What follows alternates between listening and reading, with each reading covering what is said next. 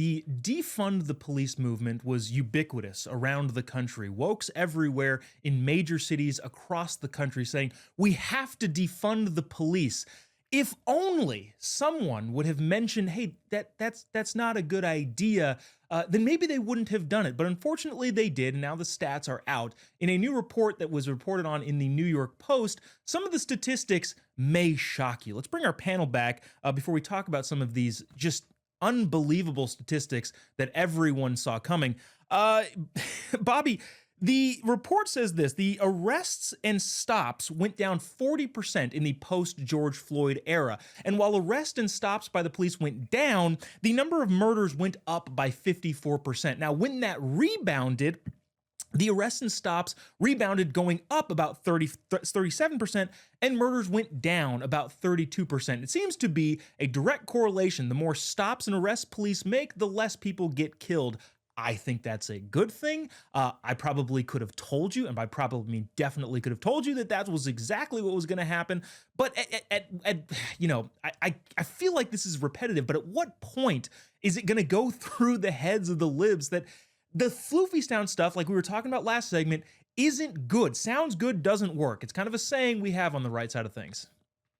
Yeah, I mean, I remember when right after George Floyd, I remember them talking about, I remember reading news articles about how police officers were not pulling over people of color that were driving and speeding on the highway because they were afraid of being labeled as racist by pulling these people over. And as a result, all of the car accident deaths and motor vehicle deaths for people of color started to go up as a result. So it's like the thing that always, again, like I was saying before, is that I understand what they're theoretically trying to do, but how it actually plays out in practice is not important to your virtue signaling, like general leftoid. It's like they don't really care what happens. All they care about is being perceived as virtuous by endorsing the policy that should work in theory, but actually doesn't. And you only believe that it would work in theory if you don't care about results and you don't care about consequences and you don't look at what happens later. It's almost like if you release a headline in the newspaper and then when it turns out to not be true, you put the redaction on page 15 in the last paragraph. They don't care about what actually occurs. They only care about appearing empathetic at the beginning. So is it any surprise to anybody that more people are getting murdered when you take the cops out of these neighborhoods? And on top of that, I saw a video the other day where people were like, police are racist because there's more cops in the brown neighborhoods. And it's just like, when the police officers come into the building at the beginning of the morning, they're like, here's where the crimes are, here's where we need to go. The fact that it ends up being those people isn't a decision based on the race, because if more murders were happening in the quote unquote white neighborhood or the Filipino neighborhood, they would be there. So it's like they don't really care about how things cause an effect. They don't care about connecting the dots of what really happens. The only thing that matters in the mind of your average leftoid is perceiving as empathetic and then putting it out there to prove that you're one of theirs, you're on their side, and you're a virtuous person, but you don't care about what actually happens. And then they say, well, look, I care about people. And it's like, if you cared about people, you would care about the results. So we actually tend to care more about them because we care about what's actually happening, not how it makes us look. That's the important thing.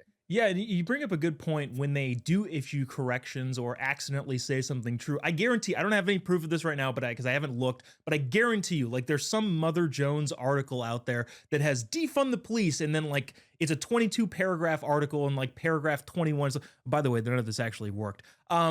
So, and that's how they do things. Priya, everybody and their mother could have said, hey, this isn't gonna work.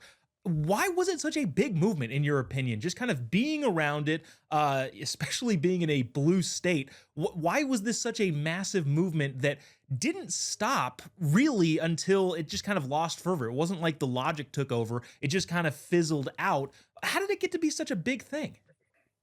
Yeah, well, you make a really great point when you say that it just kind of fizzled out. There was no actual correction, even on this, even in part of the politicians that pushed for these agendas and these policies to defund the police.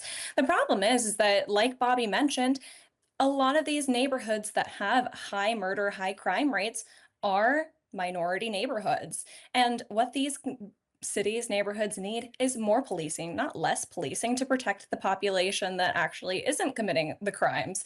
But Yeah, I don't know. It's really ridiculous to me that these types of agendas just over time keep getting pushed time and time again. And yeah, like Bobby said, it's in large part the bleeding heart liberal, but it's just again not following these policies and these ideas to their logical conclusions, right? Less Yeah. police means more crime at the end of the day. That's just the simple fact of it. And like you said, everybody and their mother did say this, but it's a fallacy of not being able to actually think through the conclusions of what you're trying to do and get done.